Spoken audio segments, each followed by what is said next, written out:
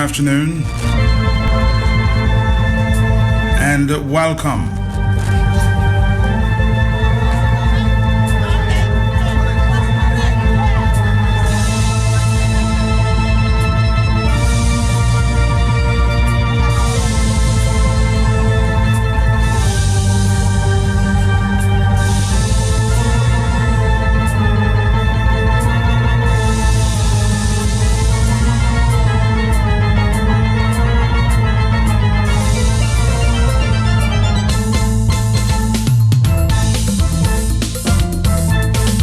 Another case, I would say, against Sergeant Philbert Bertrand, thrown out of the court.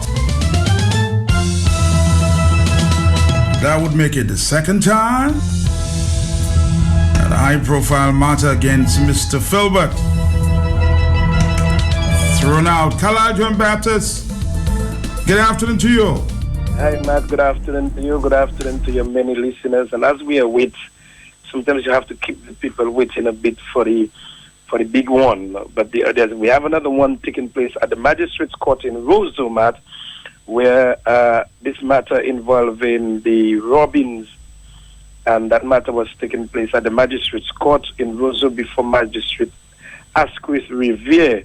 When I left court sometime almost midday today, the young lady in question, that is Colleen Jamari, she was testifying.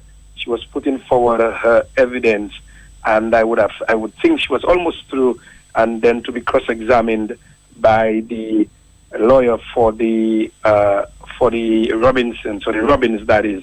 So maybe sometime this afternoon, I'm sure that case will be over, and we should probably get a decision in that matter where it is going. But like I said, it was going on this morning before Magistrate Asquith Riviere at the Roseau Magistrates Court in Roseau, a simple case of battery. Now for our next matter, I can tell you, Matt, that the state has lost a major case against a senior police officer who was charged with causing grievous bodily harm with intent to Kevin Collier. Remember that case sometime in 2013. And way past 2013, in fact, Collier was actually arrested and charged and was found guilty. And it was quite surprising that Bertrand was eventually arrested for that matter. Today, June 23, 2016, Magistrate Ali Gill upheld a no-case submission put forward by Defense Counsel Gildan Richards for Sergeant Philbert Bertrand. Sergeant Bertrand was arrested for the November 14, 2013 shooting of Kevin Collier at Palm Tree in Wesley. Collier was shot after he attacked the police with a cutlass. They were responding to a report that he was armed with a cutlass in the community and involved in an altercation with someone. He was charged by the police for being armed with an offensive weapon and convicted. Richards this week put forward a no-case submission at the end of the prosecution's case, claiming that his client had a no case to answer because the prosecution had failed to prove a prima facie case against his client. 7 of the prosecution's 13 witnesses were cross-examined by the defense after the prosecution informed the court that they intended to proceed via paper committal. Magistrate Gill then listened to submissions from the prosecution led by State Attorney in the office of the DPP, Kalita Benjamin. She was assisted by Shema Dirampel and Fernelia Phillips. He then upheld the no-case submission and stated that the case was riddled with inconsistencies, lies, mischief, and innuendos. He called the case a malicious manifestation of injustice, stating that Sergeant Bertrand should not have been charged. He said that laying of the charge was malicious, vindictive, and punitive. Since his arrest, Sergeant Bertrand has been placed on half-pay leave by the Police Service Commission. Superintendent of Police Coffee Williams was the investigating officer in this matter. Kala, that case started in November? Yes, very much so in November. And in fact, the Collier had taken civil action, I must also inform you, against the state, and he won that civil action from my recollection. He won that civil action, although he was convicted on the charge of being armed with an offensive weapon. But from my recollection, he won the civil matter. And the reasons why he won that civil matter, Matt, is that the state did not put forward a defense in that matter. So Collier's lawyer, I think it was David Bruni, filed a civil matter, and the Office of Attorney General, who was to have defended the matter, had an interview with Bertrand, interviewed Bertrand, spoke with Bertrand, took Bertrand's documents and everything, and did not file a defense. Can you imagine that? Did not file a defense. And so the state, the court ruled that since there was no defense filed on behalf of Bertrand for the state, the court ruled in the civil matter in favor of Collier. Very, very interesting matter. So those were the intricacies surrounding that case. I'm following the magistrate's words very closely there. And he's basically saying that a lot of inconsistencies, lies, mischief, innuendos. Yes, because Matt, you see, the whole point is if you have to go back to that case, one is trying to recall, and if you recall, Matt, I remember dealing with that matter very much. How a senior police officer in line of duty shot someone who was armed with a cutlass attacking civilians. The gentleman took the matter to court. You, the Attorney General's office, you did not file a defense. It was almost like something personal against that police officer. I was about to ask the same. Did not file a defense. I remember clearly. I remember that case. If you Google that, Matt, you will get that entire case. It's online. They did not file a defense in that matter. And so obviously, if you do not file a defense, the court is left with just one side of the story. So the court ruled that the gentleman was shot, etc., etc., and the court awarded a substantial amount of monies to Collier. But it must be noted that Collier was charged criminally, and he was convicted. He was convicted criminally. So it's very, very interesting to note that. And almost, I think, about 2 years after that, Bertrand was arrested by his peers, by a senior police officer. Arrested and charged with what? Causing grievous bodily harm, I think, with intent. Or that sort of thing. And so, if you look at the substance of the case, it was clear that they would have manufactured a lot of lies. And I say that without a shadow of a doubt, because I followed that case very, very closely, man. Very closely. And I'm not surprised at all at the comments by the magistrate. And if I may just go back to it, he upheld the no-case submission and stated that the case was riddled with inconsistencies, lies, mischief, and innuendos. He called the case a malicious manifestation of injustice, stating that Sergeant Bertrand should not have been charged. Here we go. And he said the laying of the charge was malicious, vindictive, and punitive. They should pay for that. I would sue them. How can you tell me a senior police officer in the line of duty, whatever happened, he was sued, and the state is not defending him? The Attorney General's office blatantly refused to file a defense. It almost sounds like it's something personal. But of course, Matt. I'm not saying it is. I'm just saying almost sounds like it is. Well, it appears so to all of us. Those of us who are aware of that case, it appears so to us. So, here we go. Another one falls. Let's wait and see where again will they fall. Time will tell. But in the meantime, Matt, I'll be following up on this very interesting case at the Magistrates Court in Roseau, and I'm sure I'll be able to bring our listeners up to date sometime, if not later, but for sure by Monday, God's willing. Carlisle John Baptist will be following the one closely. Thank you very much.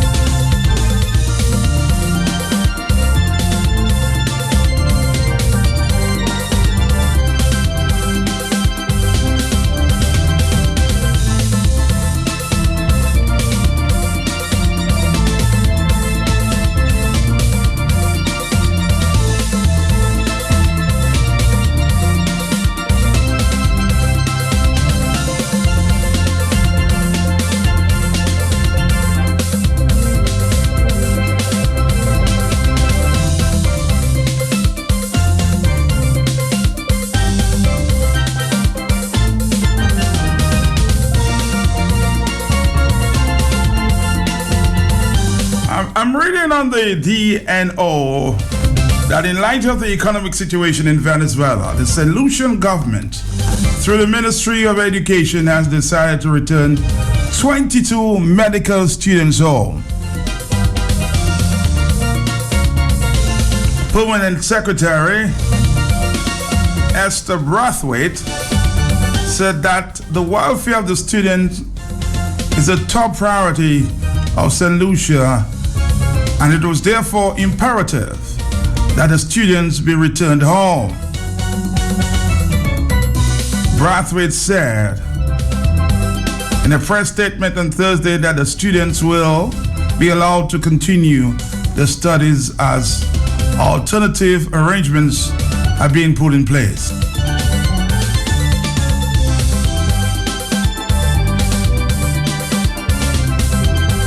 Once the students satisfy the matriculation requirements of an accredited university, the students will be able to pursue higher education. Now, what about our own Dominican students? Are they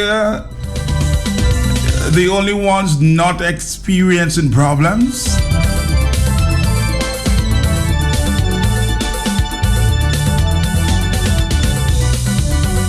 I'm hearing about St. Vincent students, Grenadian students, now St. Lucian students. What about our Dominican students?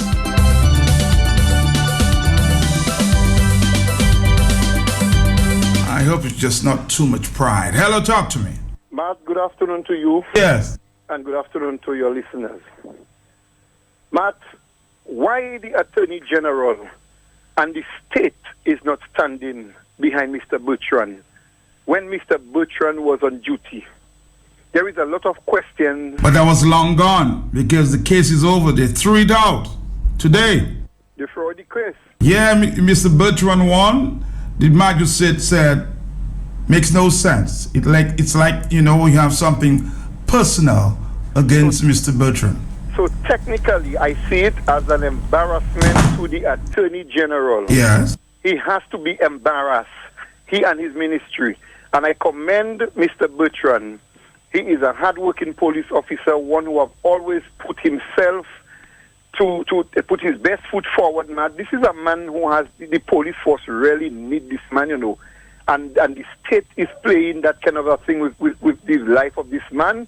I mean, the state should have stood up behind this man, and the Attorney General must give us a comprehensive explanation as to why he did not and the state did not stood behind Mr. Bertrand. They owe it to the people of this country because they're supposed to be the servants of the people of the Commonwealth of Dominica. They're not serving themselves. So as a citizen of the Commonwealth of Dominica, I am asking the Attorney General why he and his ministry did not stood behind Mr. Bertrand. You need an explanation. Hello. Hi, Matt. Good afternoon to you, my brother. My brother, how you doing? Not too bad at all, Matt. I just want to lend my voice and to, first of all, congratulate Sergeant Bertrand for his success at the court. I want to commend his attorney, Mr. Richard, who I know worked very hard on this matter. But interestingly, Matt, as I listened to Kalai and as he gave his report, this is another indictment on the police force. Based on how you heard Kalai said, the magistrate described the circumstances surrounding this matter. And Matt, here again, as you have always heard me, asking the Commissioner of Police to please take control of his police force, because at the end of the day, he's the Commander-in-Chief. I am still, at this moment, requesting of him, Mr. Carbon, take charge of the police force. Because, man, there's more to come, There is more to come. Just stay tuned. But I just want to say to Sergeant Bertrand, you now have to do what you have to do and let the chips fall where they may, my brother, man. And just keep focused and keep working and serving the Commonwealth of Dominica. Thank you very much, man. Thank you very much, too. Hello. Mr. Pelter, blessings to you, King. Yes, sir. I hope you have some healthy meal. Yep. God bless you, bro. Matt, I see proud, learned women and men clad in the intellectual regalias, Matt, that serve as blindfolders, serving the master or the masters, because there's the puppet and there's the puppet master, but the puppet himself is a master. Matt, I'm listening and I've heard it prior to you disclosing it. With all the students in Venezuela, Matt, in the region where people are pulling them, come home. And you are just making a very interesting observation, which I took note of when I heard it.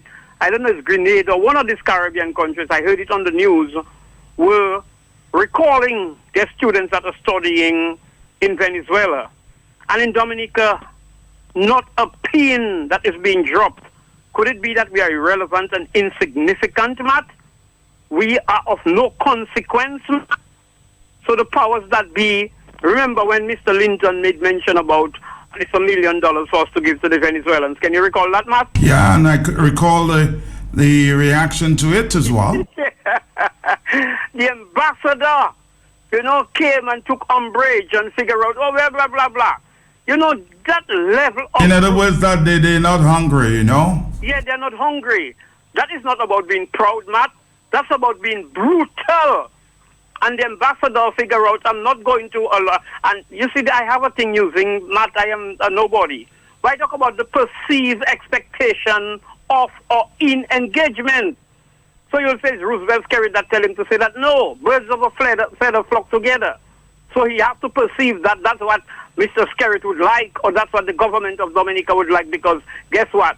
everybody covering each other's behind because it's a dictatorial objective. And it is so sad to see, Matt. And when I talk about the learned women and men that are clad in their intellectual regalias, that it serves as blindfolders, Matt.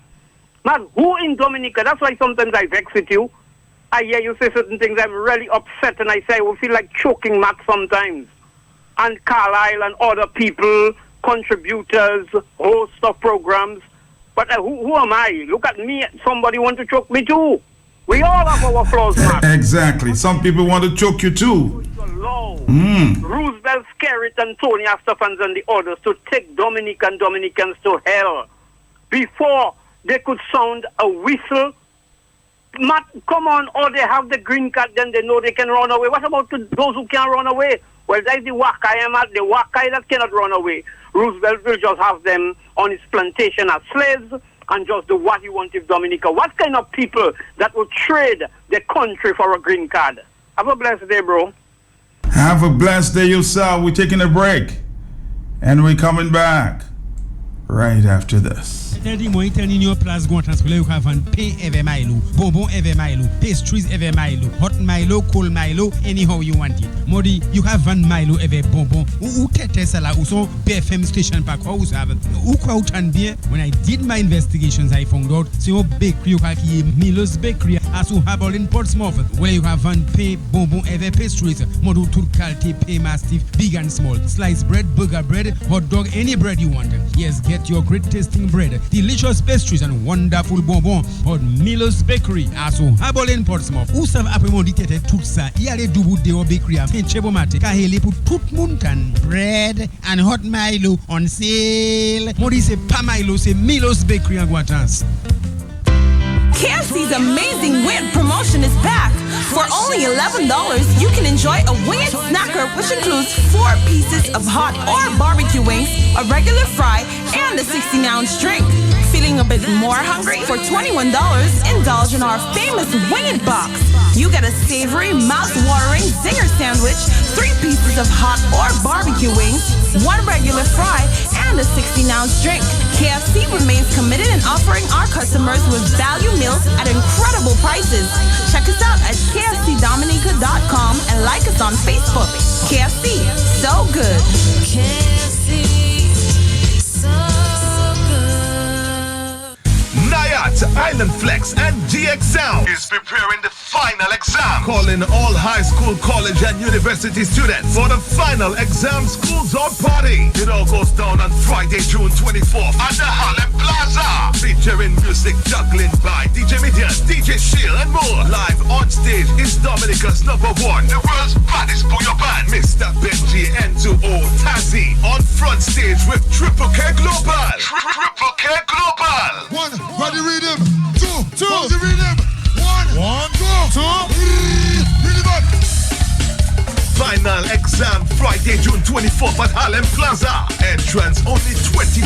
Gates open at 8 p.m. Final exam. Now we start this summer with a little Triple K. Final exam is sponsored by Deepex, Island Flex, Nature Island Adventure Tours, GX Sound, Digicel, Josephine Gabriel and Company, Fine Foods Inc.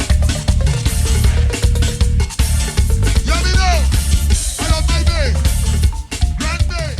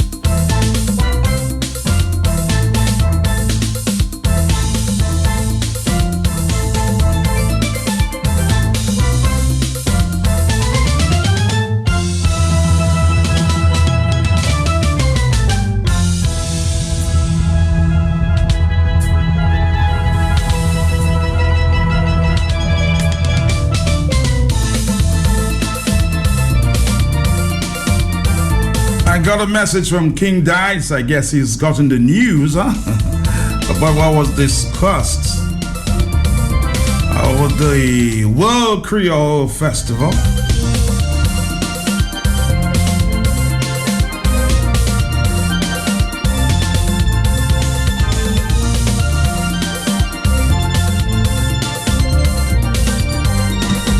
He said to me on WhatsApp, for the people, Mato, I'm not in the country, but I hear the vibes this morning.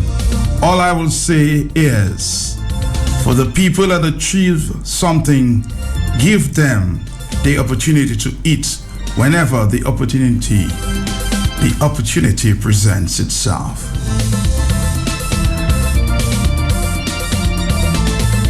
I read that again. For the people that achieve something, give them the opportunity to eat whenever that opportunity presents itself. Bless up is still Jah world.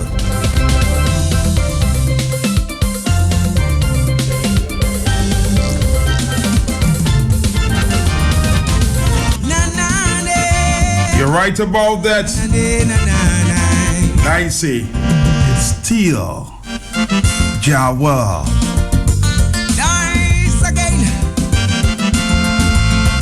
Whoever wants to play God, let them play God. Today bears witness that a history never learned is a history doomed to be repeated. That man's heart would be hardened if none to himself, and the cycle of destruction would be completed. And the cities and towns would be filled with corruption. Leaders would rule by hate and division. And when religion walks hand in hand with the system, time casts its shadow on. Much harder days to come.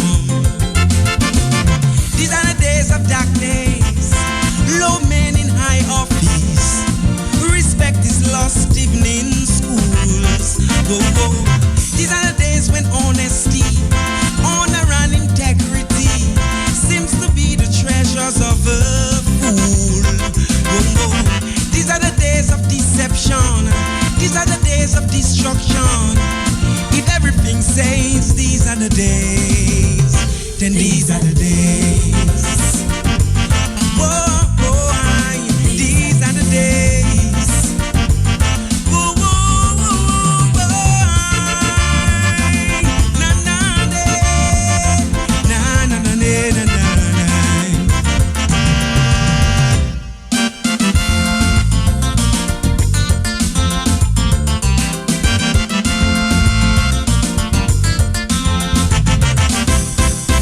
World of hunger, diseases with no cure, unrest and uprisings everywhere. Reality means nothing, image is everything. The world is in the hand of the deceiver. Man is a victim of his own intelligence, and the youth are the same children of disobedience. And just like Babylon back then, seems an unseen force wields the system on a destructive course, and no one dares to stop. These are the days of numbers, great signs and wonders. Seems we are back in the biblical days. Whoa, whoa. These are the days of Babylon. These are the days of false religion. These are the days of revelation. Whoa, whoa. These are the days when men has lost his way. These are the days when evil seems to pay. Everything says these are the days, and these are the days. Whoa, whoa, these are the days. It's 1:39 in the afternoon. Talk to me. Good afternoon to you and the listening public. Yes. Good eyes, who Jah bless, no man curse. You can't keep a good man down. Whatever gift God has blessed Dice with, he didn't get it on higher purchase. You know what he said that was very inspiring this afternoon, Dice? He said, the world still belongs to the Most High God, huh? Amen to that. And to the police officers, let Bab Kamawadu pretty fair glow as a woozy star. And to Honorable Lennox Linton, God bless you, my brother. You have never told a lie as yet. You are ever with your people. And I want to ask the ambassador right now, who is the liar? Was it Honorable Lennox Linton or is it he? And it's not Honorable Lennox Linton that sent that last report about the children over there. Thank you very much. Dominicans, keep praying our God is in control. Thank you very much. Nobody really cares. These are the days of godless men, children ruling over them. Nothing can change man and his ways. Whoa, whoa. These are the days of floods of rain, earthquakes and hurricanes. Nothing has changed, but it's not strange. Whoa, whoa. These are the days of terror, the fall of the great world order. Everything says these are the days, and these are the days. Whoa, whoa. These are the days. Oh, whoa, whoa, whoa. Is somebody on my telephone? Yes, now you remember there's somebody on your television. Yes. Low men in high office. Matt. Yes. You hear how my boy send his parable? Boy? Wow, wow, wow. This man is something. That's why I love him like that, my child. Oh, my God. I see no weapon from against you shall prosper. But Matt, I've been victimized by the government to since after America. Everybody in Paradise Valley getting what they have to, but not Lucille not coming on the list. But Matt, is a good thing. I can depend on myself. I'm not hungry, praise the Lord. Although Dominica is for all of us, and it is the government of the country. But I want them to know I can survive, and I will survive under God. I'm listening. Yes, Dicey. Ja World Steel, man. 449. It belongs to nobody else. Hello. Hey, hello, Mark. Good afternoon. How are you doing, brother? Yeah. Wasn't it last year he was told what song to sing? Yes, they selected the songs. And he had to sing like his song for him, and I think he shouldn't be expecting them to call him again. We're just hoping that things, change. A few months to go still. We're just hoping that common sense prevail. Hello. Matt. Yes. Matt, a little break, please. Matt, I get a call. The person, okay, I want to tell Dominicans, I Mali number 1007 Boom De Touche. I respect everybody. I'm not there to attack government, attack the opposition. I speak my mind out. I don't join in up with Matt about World Creole Festival and hit government. I know he's a foreigner that in charge.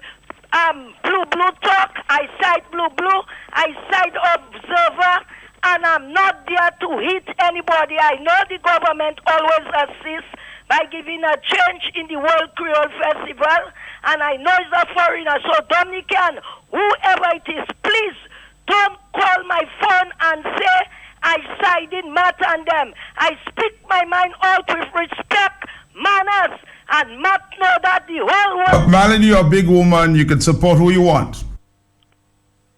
Matt? I'm telling you, are you not a big woman? And you can support who you want, Marlon? Right. People that attack me, give me blows. I'm not there to attack people. When people attack me, I just sit down and water coming out in my... Nobody. Matt, take care. I wish you all the best. Yeah, again, I'll tell you before you go, you're a big woman. Support who you want. Huh? Hello, talk to me. Hi, Matt. Unless that person is feeding you. Hello? Hi, Matt. Yeah? I really don't understand, going back to what the Venezuelan ambassador said. Because a few weeks ago, Maduro went to Trinidad and they signed an official agreement so that Trinidad could send goods to Venezuela. On Thursday was the first shipment. You can check the Trinidad Express, or anybody looking, they can check the Trinidad Express. Among the items that were sent were things like sugar, flour and toilet paper. Toilet paper, and I know we have been trying to send toilet paper to Venezuela. They also sent 1,000 metric tons of chicken to Venezuela. So I don't know if the ambassador did not know, but it is Maduro who signed the agreement himself with Trinidad, and they're sending those basic things to Venezuela. Could be. Well, he has to follow the news, then he'll know what's going on. Or I'm sure, that he's briefed by his superiors in Venezuela. They would tell him what is going on, would they, or would they tell him the truth? Hello, talk to me. Who is feeding me with respect to you? Is my pension money? Thank you, Marlon. I respect that. So tell people to respect that. Yeah. Thank you. Hello. Good afternoon, Matt. How are you? Good.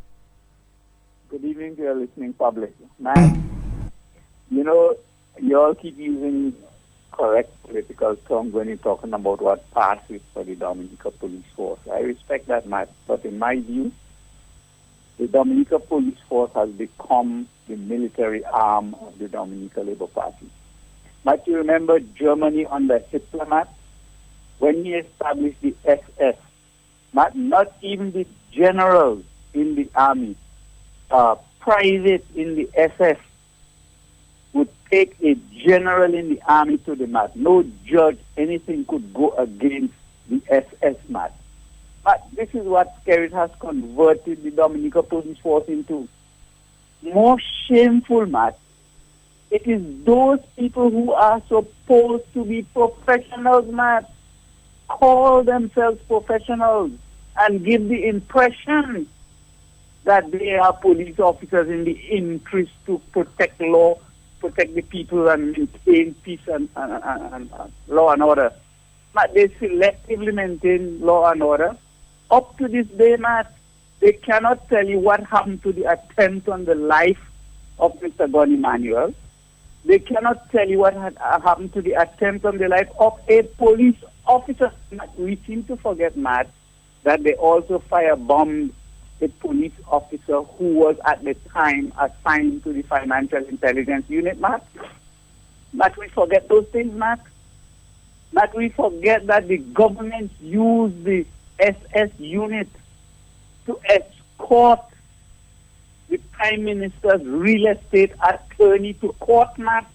But how can we sit down here with good conscience and in all honesty and call that a Dominica Police Force? Matt, that is the military arm of the Dominica Labour Party, directed and controlled by Roosevelt Skerrit and Anthony Estefan, because it is... Well, you see, I have no official word on that just yet. And still, you've been saying that for some time, but I need to get, some hard facts.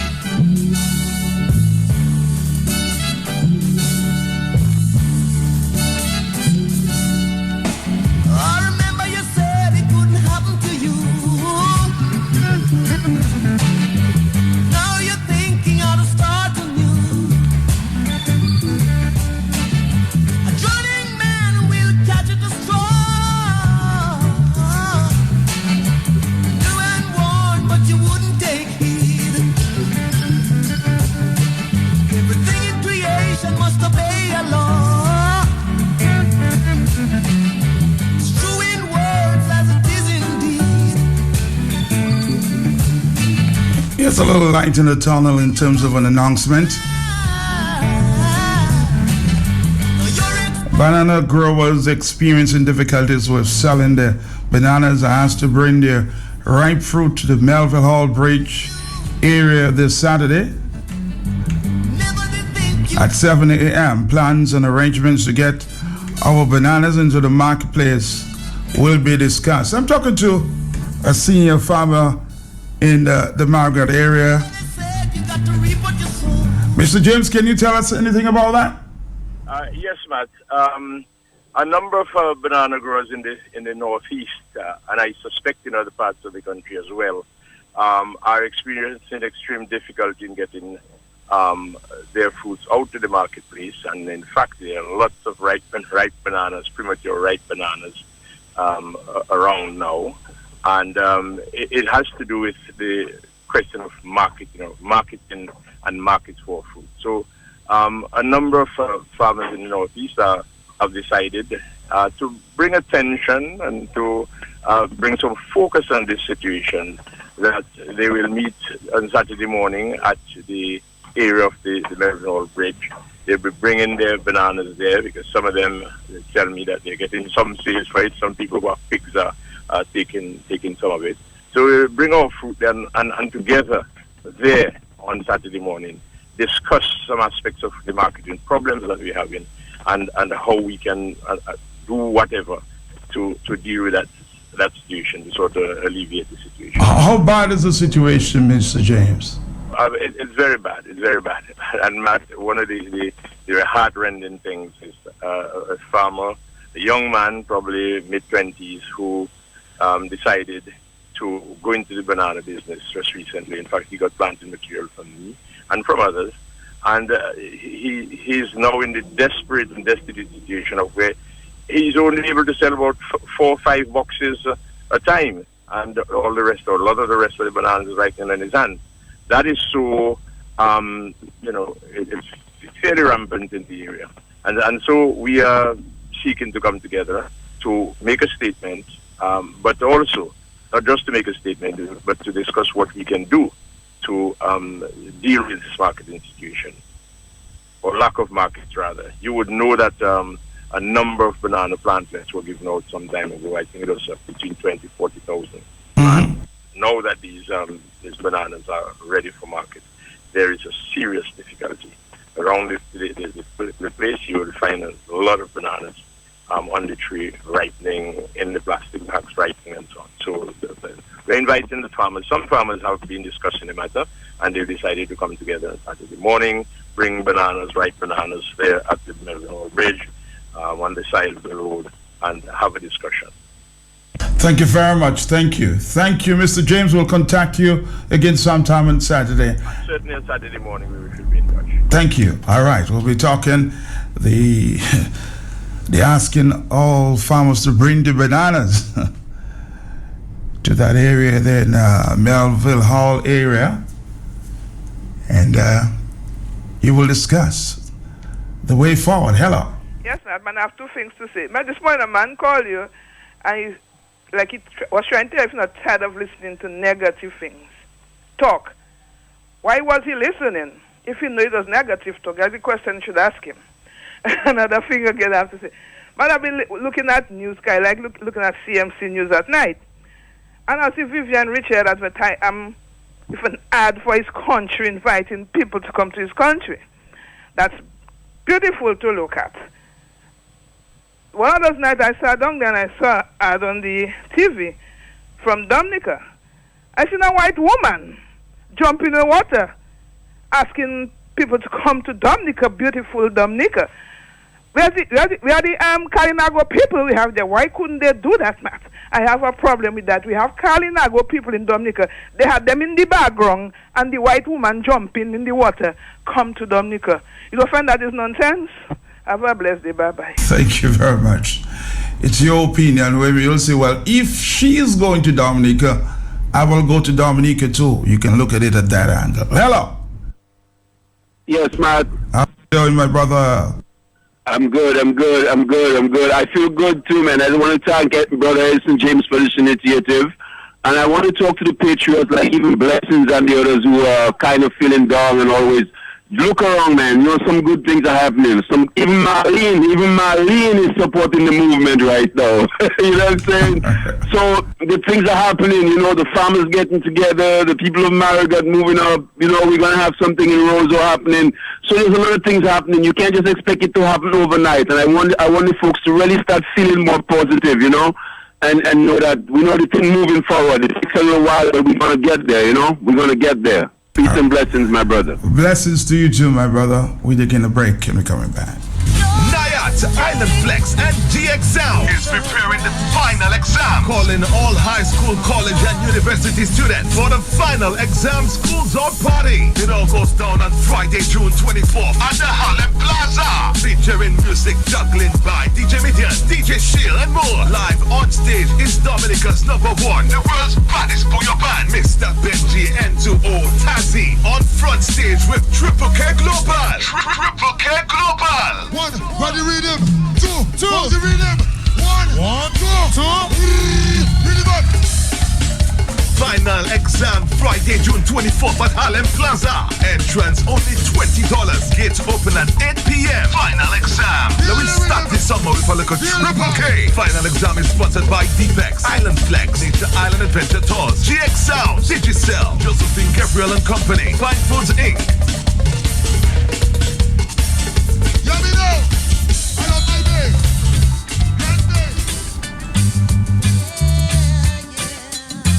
Just a little Jimmy Cliff.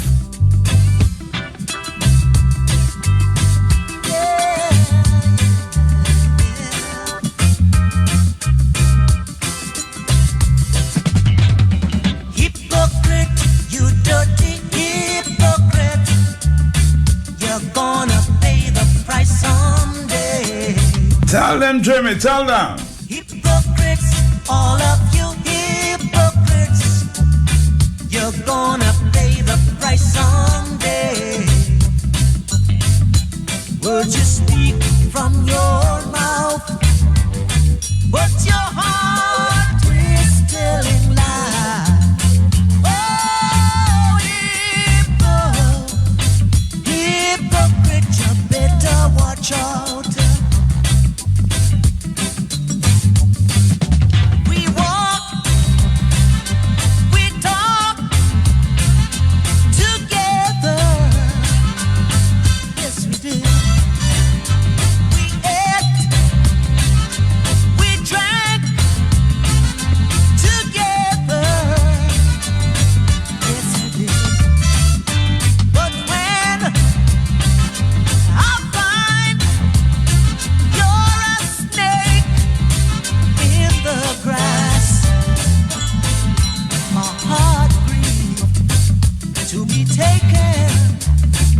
For an ass.